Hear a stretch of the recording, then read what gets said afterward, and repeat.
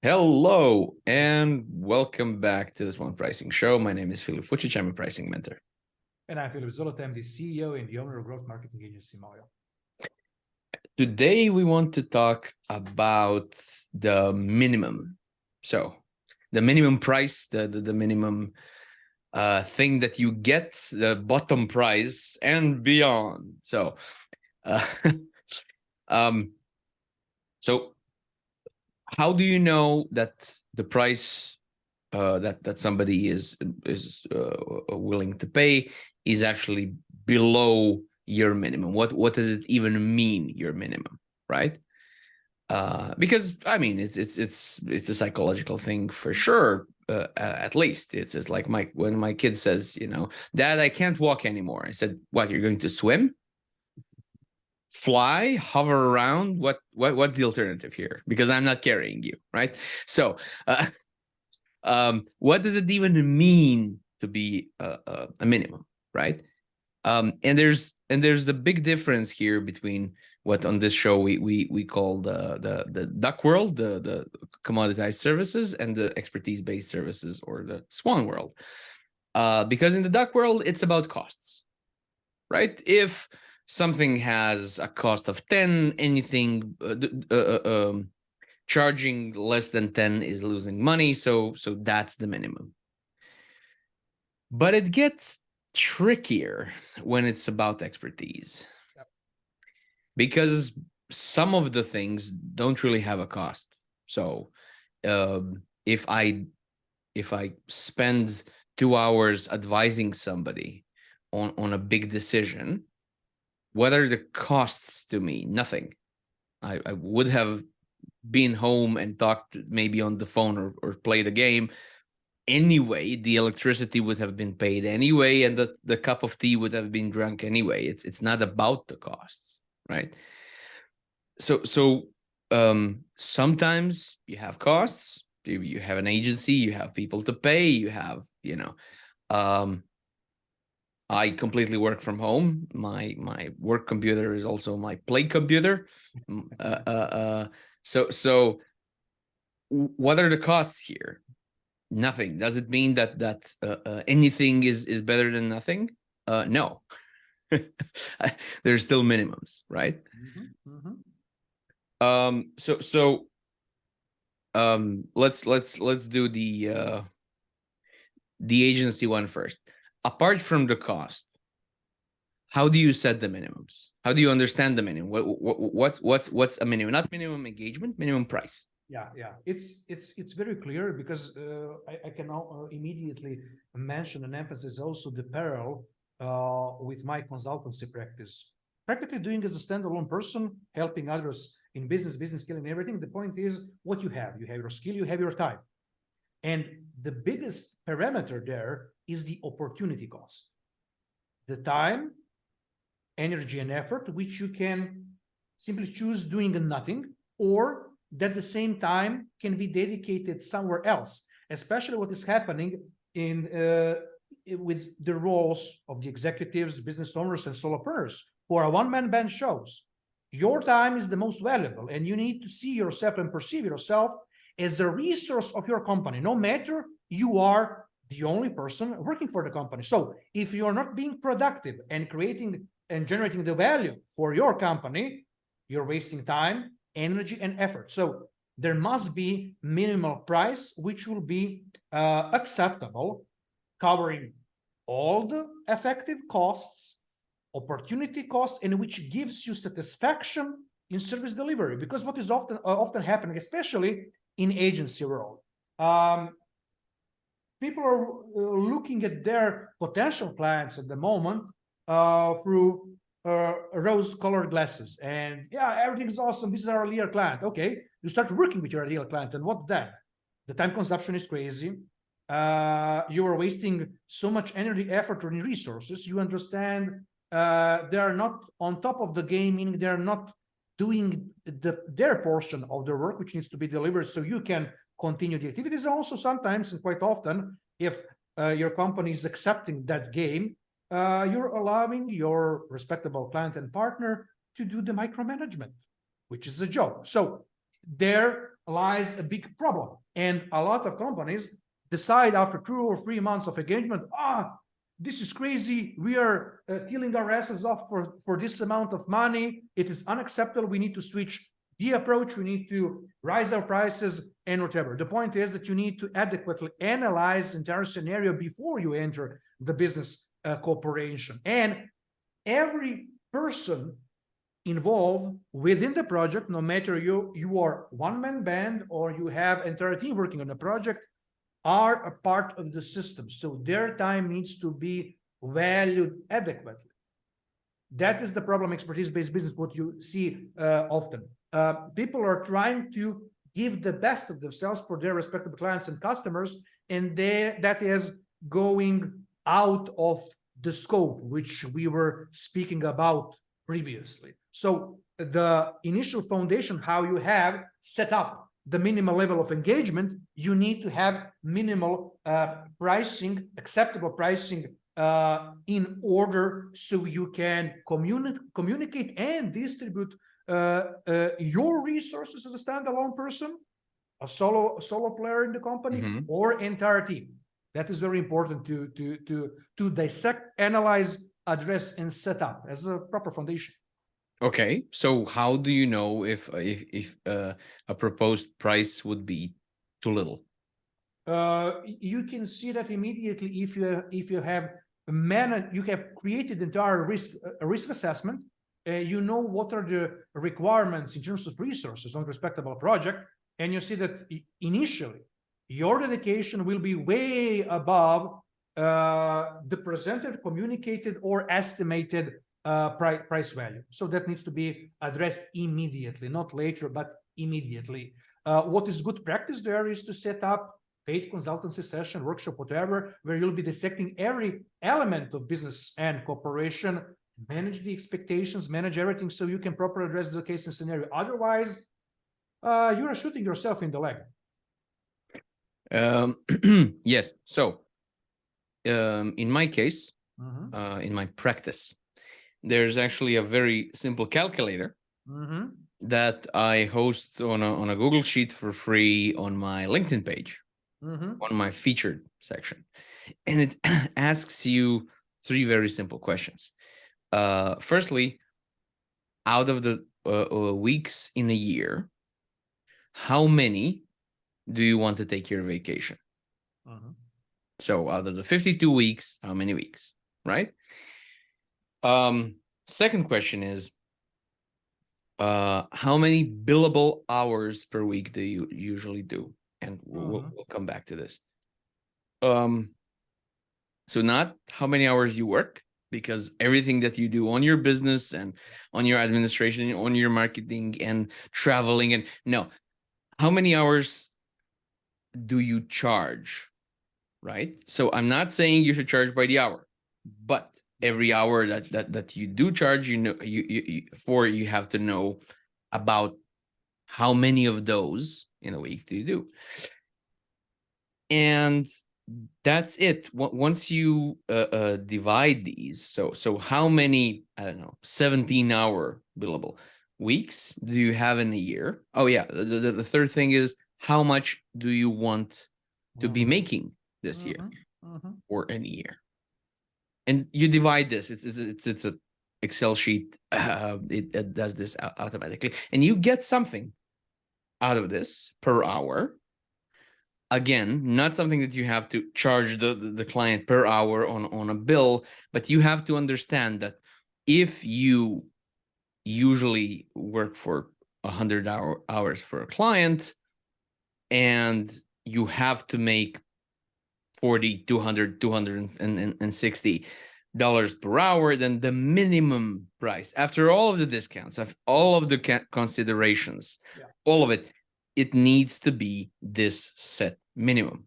Now, if you have employees, if you have significant costs, this can be more complicated. But for the simplest version, where it's just you working from home, this is good enough. You can know for sure, this is my minimum. This is going to take about that much. And then depending on who's taking on the risk, and we already talked about this, now we can modify this. But you start from somewhere. You start from this. And that doesn't mean that this is the price that you charge. We're not today talking about the asking price. That's a topic for another time. We're talking about below what can't you go without actually losing. Because as I said, you're not losing money as in paying somebody for, I don't know, roof shingles or gas.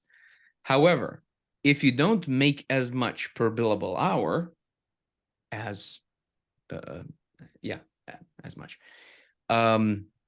you're undermining. So by taking this client on, you're undermining your yearly goal. You will have to make more per hour somewhere to make up doing this job. And this is what I mean by going below minimum. So you're not going to have an empty bank account. It's just you're undermining your own goal. Yeah. And nobody can see what you write in there. So you can be as honest as you like. Say, yeah, I have to make this much. I hope you make $1 million. But how much do you have to make? And then going anything below that is basically going against your own goals. This is, I think this is interesting, because there has to be a substitute for costs, because we're not talking about significant costs. I mean, this is why it's so outdated to talk about means of production. You don't need a big machine anymore. You don't need a piece of land. You need a laptop and a chair in a Starbucks to have your own business, right? And gaming PC, you forgot that. And yeah, exactly. But that doesn't mean that the minimum cost is zero, and whatever you get, you should count yourself lucky because you're not paying for anything. So anything that you get is good. No, it's not. And let's the billable hour is something that we have and we will talk about, but it's a really big distinction between when people work for somebody else and when they work for themselves. Because when you work for somebody else, even if you do administration, even if you travel, even if you this is all compensated for, because that's your job, right?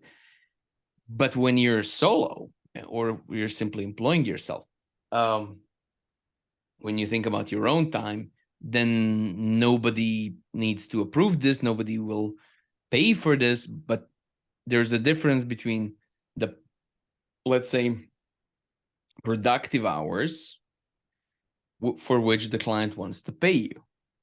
Because sometimes there's productive hours that nobody wants to pay you for. But this is a big distinction. And people say, oh, I'm going to quit my job and raise my price of hour 30% is going to be awesome. No, it's going to be horrible. Because you used to have 40 billable hours per week. Yeah. Now even if you worked 50 or 60, but you had 40, right? Yeah.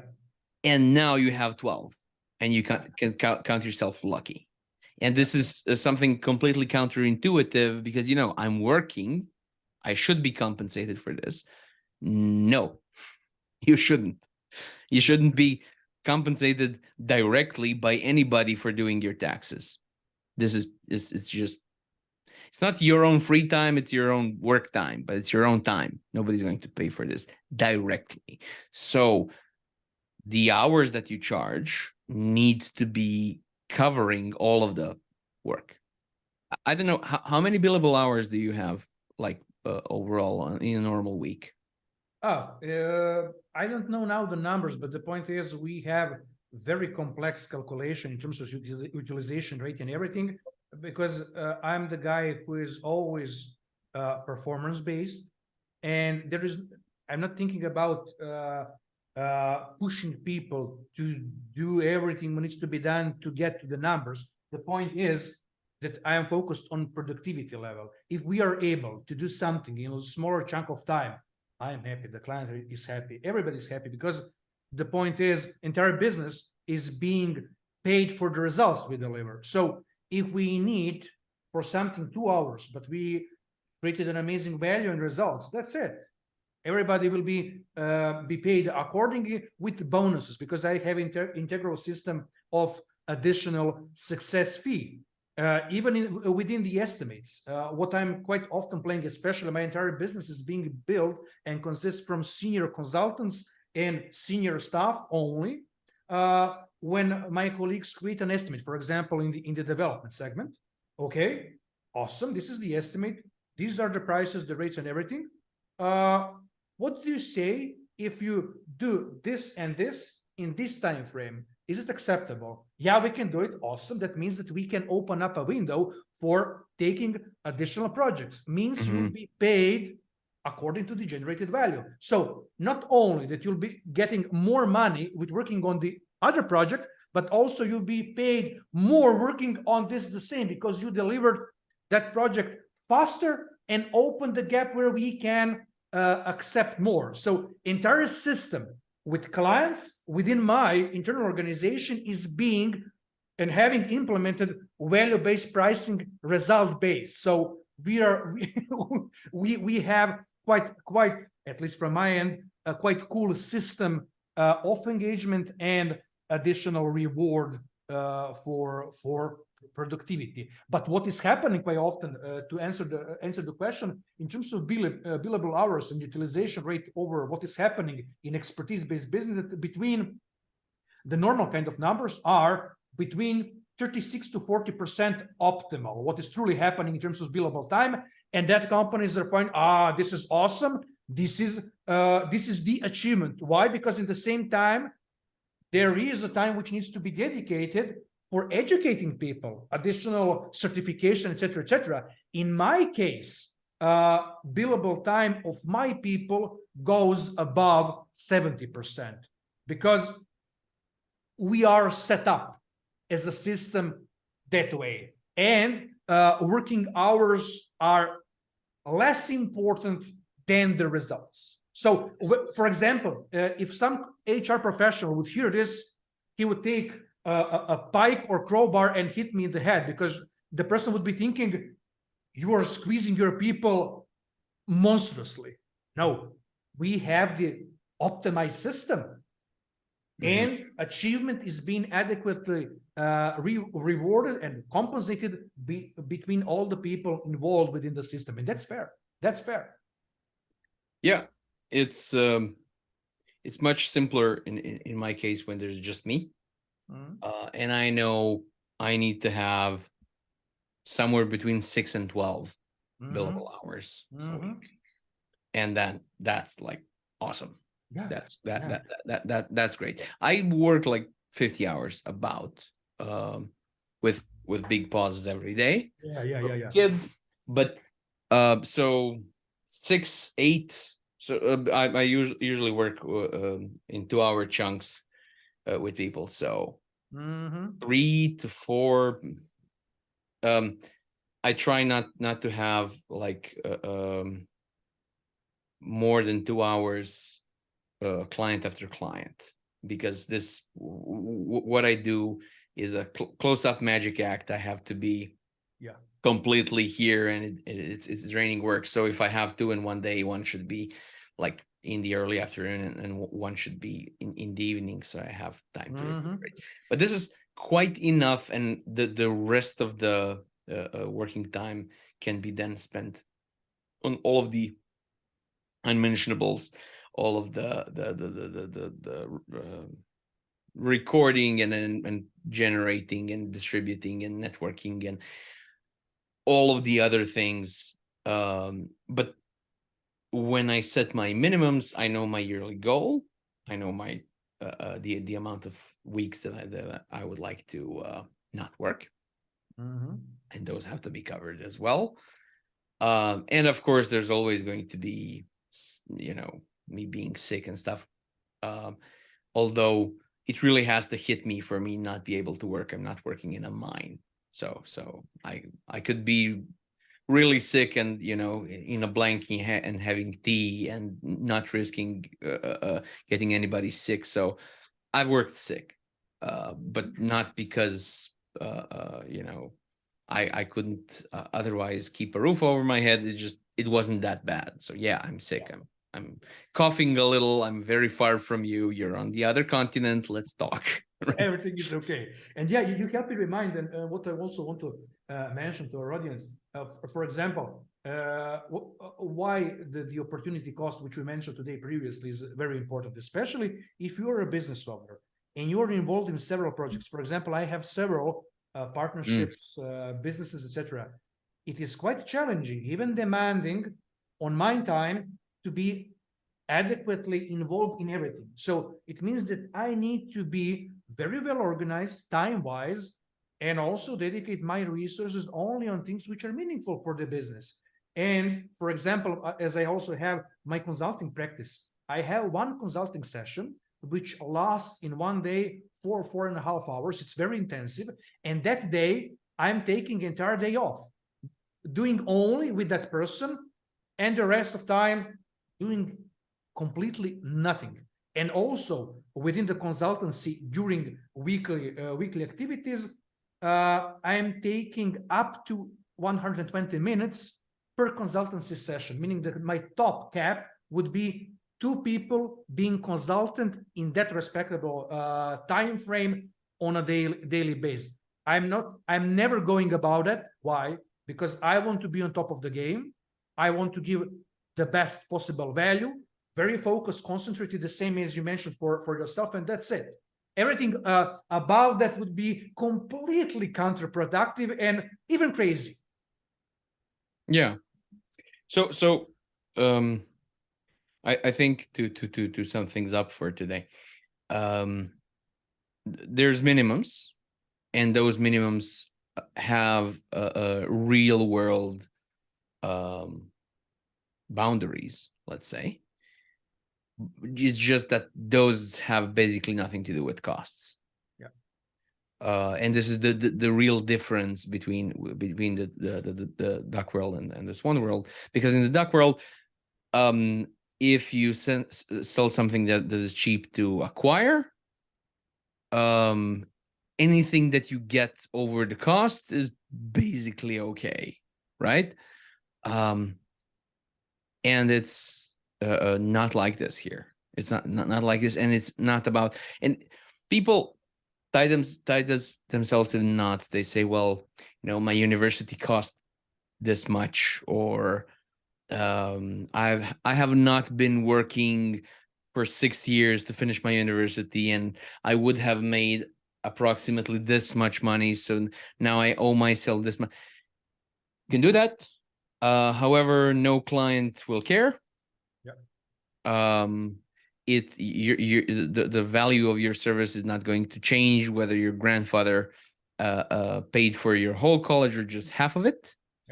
Or your aunt got a lottery and gave you all of the money that you needed for your education. I don't care, and it doesn't matter. It doesn't matter if you went to the most expensive college, or you didn't work for 10 years, or that has nothing to do with the client. So it's simply, it's not that you can't conjure up some costs. It's just they don't really matter to clients, right?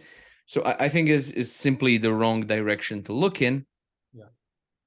And the right one is, what do you need to achieve, and how will doing this job contribute to that? So it has to at least not detract from that. So if you need $100 an hour to by the number of billable hours, if you need $100 an hour to achieve your yearly goal, which you can freely set for whatever the reason, so that also nobody cares, right? It may be that mid-year you have to raise your expectation of this year because of some serious illness, or God forbid, or something more nice. Okay, now it's updated, and now $120 is the minimum that you have to make per hour on average. And if you're still making $100 an hour, then you're basically, it's like the opportunity cost. You're basically paying that money because you will have to earn more later to recuperate from the fact that you did this job at this price. So it is a real minimum. It's just not based on some bill that you paid to somebody. It is based on what you have to achieve, and there's a finite amount of hours in every year. So if you're doing this, you're not doing that, and this is what forms the minimum and not costs. And I think that's about what I wanted to say for today. And thank you for your examples. Do you know, when we're speaking of examples, and before we wrap this up, have you seen people undermine themselves by going below their minimum? Yeah, constantly. Okay. Constantly. That's way too often happening, especially in the expertise-based world. Fear from losing clients, so many things, options, scenarios out there. And quite often what is crazy and even sometimes scary is that people simply have the imposter syndrome and doing without the need of doing so. There is no strong push. There is not even a push from the client side. They just decided to take a gun and shoot themselves, and that's it. It's so Croatia is very proud of its shipbuilding tradition, and many shipyards have gone out of business or fell back to basically government help not to go out of business. And it's not like they don't make great ships. They do. However, if you can't sell the ship for more money than it took to make it, then you're not producing ships. You're producing ship-shaped waste. Yeah. Loss. And it floats very nicely and it has really well done electricity. It's still loss. Yeah. Right? So you can be really good at your job and you can work for serious money if that serious money is not enough to get you the kind of revenue that you need. Then you just lost time, right? You didn't do anything beautiful, you didn't do anything useful, you just lost time. And it's a hard pill to swallow, but these are the ones that I seem to enjoy talking about. But it's not a matter of can you do your job well, and it's not a matter of are you getting any money for this? Because yeah, okay, if you sat at home, you wouldn't have gotten nothing. But I don't think that's realistic. If you don't need money, you don't need money. You're then probably not working. But if you do need money, most of us do, then you would not sit home and do nothing.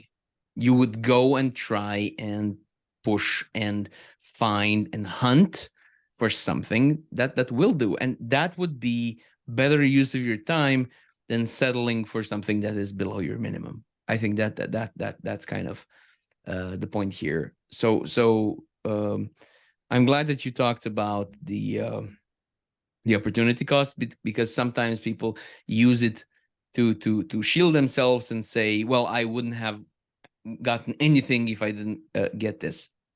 Usually not the case. Usually we're clients are not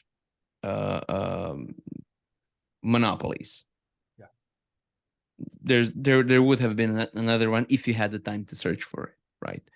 So anyway, right, where can people find you, Philip? People can find me on my consultancy page, philipzolta.com, on agency page, mayo.agency, and always on LinkedIn. It's LinkedIn for me as well, and fearless-pricing.com. Cool. So hope this was this depressing talk was fun. We'll try to pick something less depressing next time. Probably. I'm not making any promises here. We'll see. We'll see. We'll see. We'll see. Bye. Take care. See you. Bye bye.